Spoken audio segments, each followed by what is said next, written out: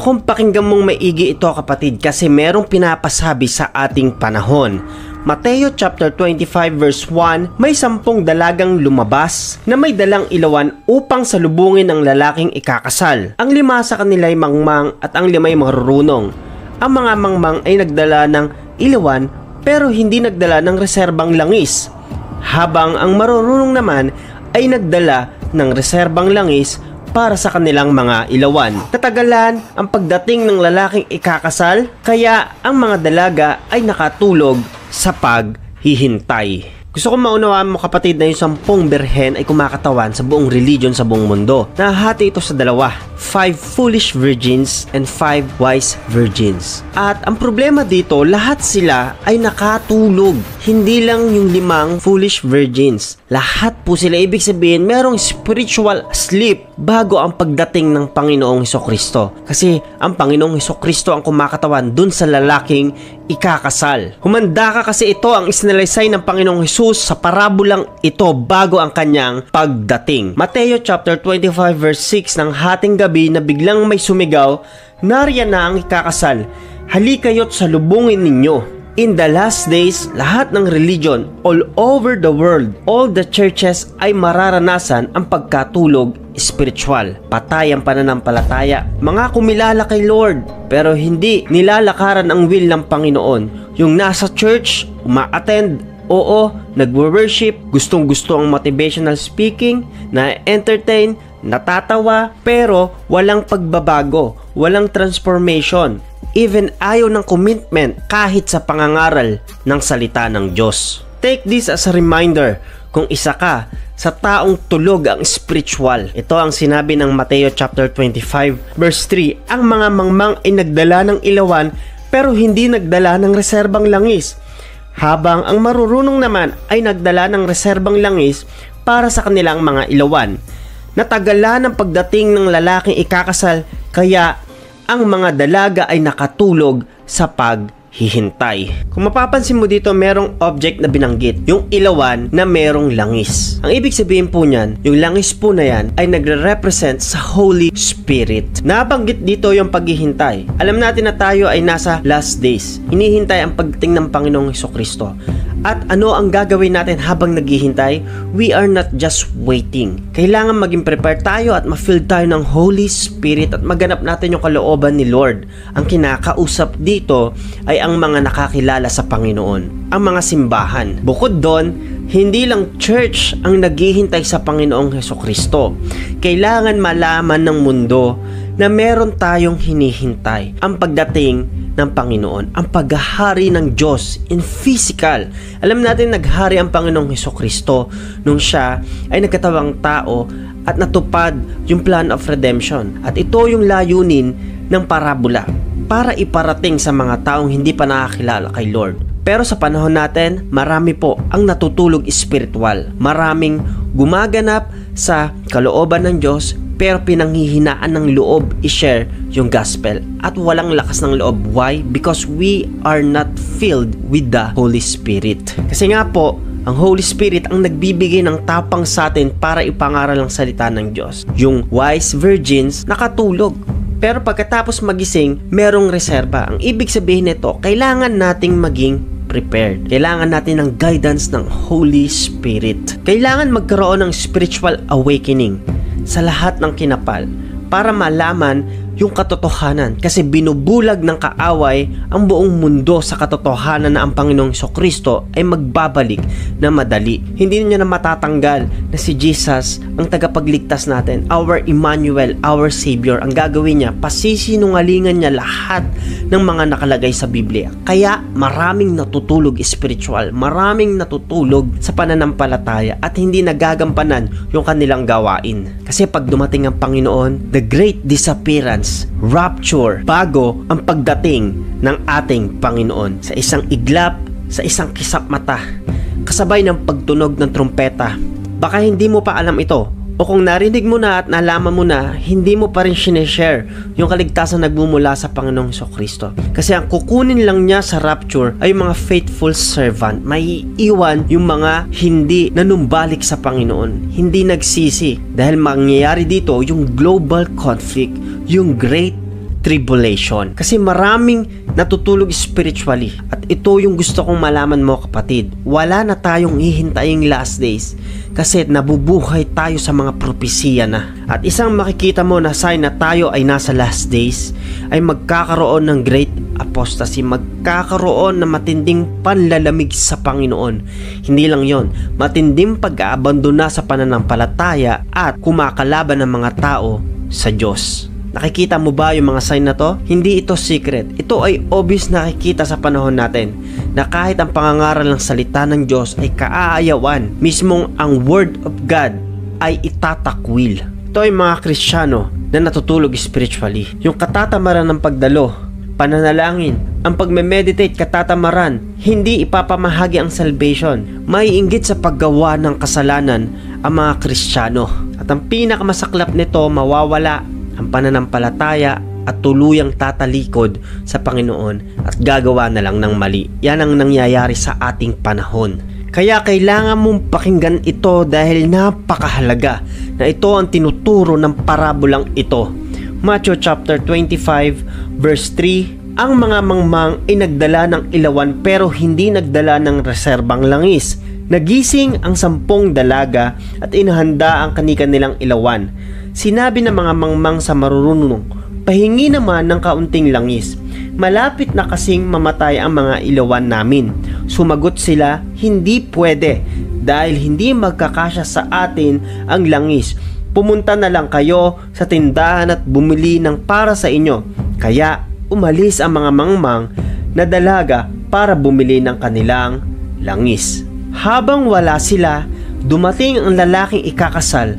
Ang 5 nakahanda ay sumama sa kanya sa handaan papasok nila. Isinara ang pintuan. Malinaw yung sinasabi ng parabola na merong maiiwan sa araw ng Diyos kahit ang mga Kristiyano. Dahil ang mga foolish virgins na ito ay mga nagising naman kaso walang reserbang langis. At yung mga natira at nakapasok doon sa handaan, nagre-refer po na makakapasok dito sa langit. Sa ayaw at sa gusto mo, maniwala ka o hindi, ganito yung magaganap. Merong malalaglag sa pananampalataya. Sa dami po ng nangangaral ng salita ng Diyos ngayon, siguro aware na ang marami. Siguro kahit papano, meron na silang glimpse na malapit na tayo sa end times. Pero ito yung problema, hindi naghahanda ang mga tao. Mapapansin nyo, hindi na to tulad ng dati, nakakaunti lang ang mga ngaral. Ngayon napakarami na, even sa social media.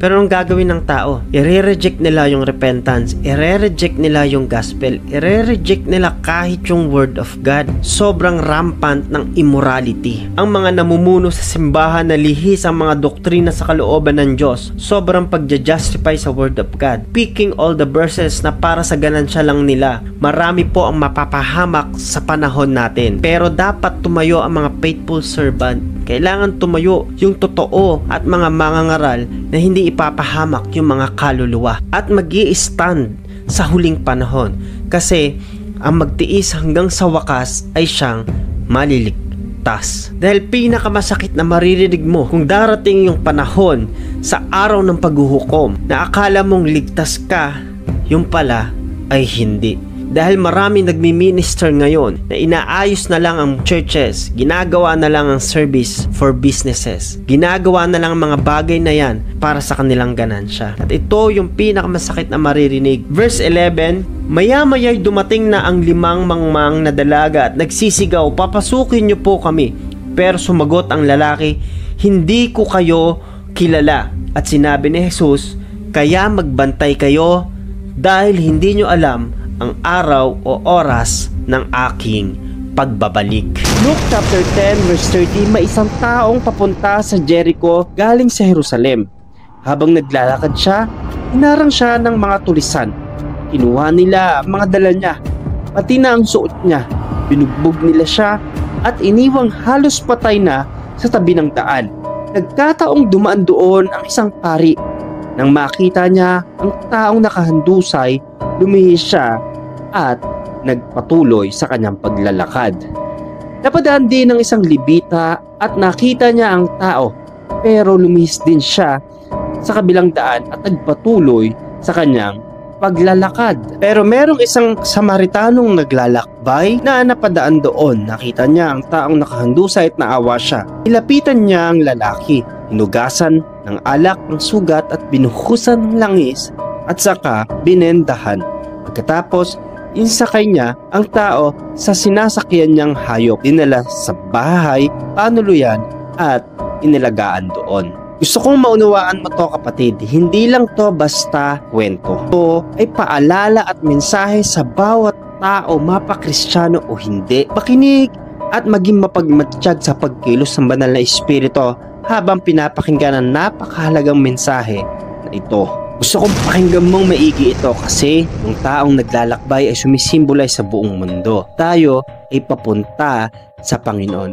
Pero second symbol, yung mga tulisan, dahil ito ang gawa ng kaaway kasama ng kanyang kampon. Sinisimbolize din ng mga tulisan ang worldviews na pumipigil sa tao upang makalapit sa Panginoon, upang makapunta sa kaligtasan nagmumula sa ating Diyos. At ito ang realidad ng buhay. Gagawin ni Satan ang lahat upang wasakin at mawala ang tao papalapit sa Panginoon. Gagawa siya ng napakaraming masasamang bagay dahil ang lahat ng masasamang pangit na nangyayari sa buhay tao ay kagagawan ni Satan. Sa ayaw at sa gusto mo, we are all like the traveler. At ang ginagawa ni Satan, gusto niyang wasakin ang buhay mo. Hindi lang saktan ka, kundi yung wala ka nang magawa. Gusto niyang walang tumulong sa'yo at gusto niyang isipin mo na kahit ang Diyos ay hindi ka tutulungan, di ka kayang tulungan. Take note, yung manlalakbay katapos gawa ng masama at nakawan, pinayaang nakahandusay, halos maging patay. Sa ayaw at sa gusto po natin, ganyan yung nangyayari, spiritually speaking. Merong battle po mga kapatid at tinatanggal ni Satan yung ating relasyon sa Panginoon. Papasakin niya nasa paligid natin. Ayaw mo makipag-socialize o lumapit sa community. Bakit? Iaalok ka niya. Yan ang gawa ng kaaway kapatid. Kahit sa mga Kristiyano, magsasabungin po niya. Pero hindi namamalayan ng mga mananampalataya. Pero ito yung mensahe na pinaparating po sa atin ng parabolang ito. Dahil merong napakahalagang detalye na binanggit ang Panginoong Hesus na dapat mong malaman. Isa na dito, yung pariseyo. Ano ang sinisimbolismo nito? Pariseyo ay sumisimbolize sa church, sa templo, sa simbahan. Dahil simbahan ay hindi magiging daan ng kaligtasan. Ito yung sinasabi ng parabola. Verse 31, nagkataong dumaan doon ng isang pari nang makita niya ang taong nakahandusay, lumihis siya at nagpatuloy sa kanyang paglalakad. Next, symbols, Levites. Ang mga Levita ay lingkod sa templo. They are doing law. Pero lumihis din sa daan nung nakita niya na merong taong nakahandusay na kailangan ng tulong. Verse 32, napadaan din ng isang Levita at nakita niya ang tao. Pero lumihis din siya sa kabilang daan at nagpatuloy sa kanyang paglalakad. Sa unang pagbasa at pag-unawa, ang aral ay kailangan maging maawain tayo sa mga nangangailangan. Pero ang totoo nito, it's about our salvation. Kasi walang nakaabot sa kalwalhatian ng Panginoon o sa katwiran ng Panginoon. Ito ang pinakamahalaga pong dapat nating malaman. Yung Good Samaritan ay sumisimbolize sa grace ng Panginoon. Dahil ang Samaritanong tumulong sa tao na ginawa ng masama ay ang habag ng Panginoon na tumutulong sa bawat tao upang maligtas sa tiyak na kapahamakan. Dahil yung pariseyo na sumisimbolize sa church, hindi nakatulong. At yung Levita na sumisimbolize sa law, hindi rin makakatulong sa bandang huli sa tiyak na kapahamakan. Ang nakatulong doon sa nangangailangan ay ang Good Samaritan, yung hindi natin inaasahan. Ibig sabihin, grace of God, Jesus, ang pagtubos ng Panginoong Kristo sa sanlibutan. Ang pagkakatawang tao niya, hindi inaasahan po yan ng mga Hudyo, pero hindi pa rin siya tinatanggap sa oras po na ito. Sa dami ng nag-aakala na kapag pumasok ka sa simbahang ito, pag ginawa mo mga bagay na ito, maliligtas ka. No. We are saved by grace. Yes, Jesus mentioned grace. Habag ang kailangan ng bawat isa. Habag ng Panginoon. Verse 37, sumagot siya, ang tao pong nagpakita ng awa sa kanya. Sinabi ni Jesus, lumakad ka at ganon din ang gawin mo. We cannot save by church. We cannot save by doing good, but by the grace of God. Ang paksang ito ay nagpapaalala sa atin that Pharisees symbolize church, ignore you at end times. Levites symbolize law, and doing good ignores you when time of salvation. Many people argue na simbahang ito maliligtas ka, sumapi ka. Kapag gawa mo, maliligtas ka.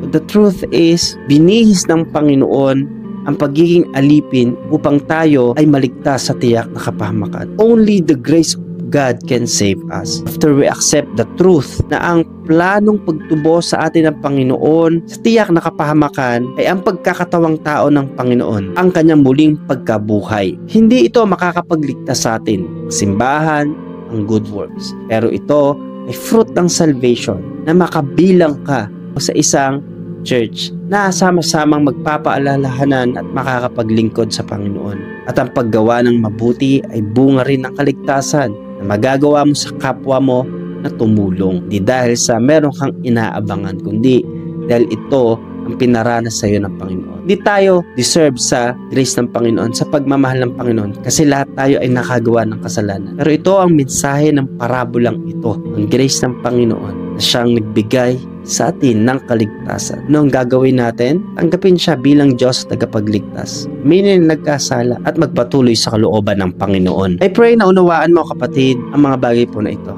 Napakarami pong side na pwede nating makuhang aral sa parabola. Marami pa pong i-reveal ang Panginoon sa iyo once we surrender our life to the Lord.